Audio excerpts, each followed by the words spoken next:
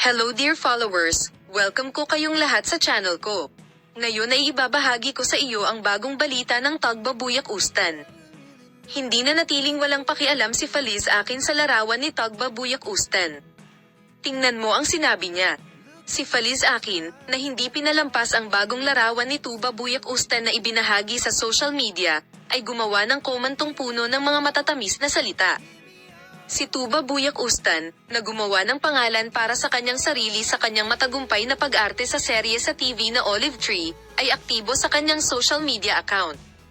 Sinusuri ng malaking Superior Sunny, na madalas na nagpo-post ng mga nakakatakot na shot at nakakatanggap ng backlash, ang lagay ng panahon.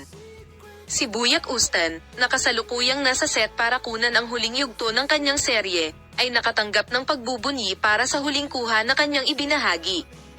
Bumuhos ang mga komento sa Tagba. Nagpost ng natural na kuha, si Tagba Buyak Ustan ay nagpost ng nakangiti sa pagkakataong ito. Ang komento ay nagmula kay Feliz Akin tungkol sa mahusay na pag-post ni Ustan na may ngiti. Ang komento ni Feliz Akin sa post ni Tagba Buyak Ustan, habang dumarating ang mga araw ng niebe, hayaang maging maaraw ang iyong araw. Nabighani niya ang kanyang dakilang superior sa post na ito. Salamat sa lahat sa panonood ng aking video. Paalam, makita ka sa mga bagong video.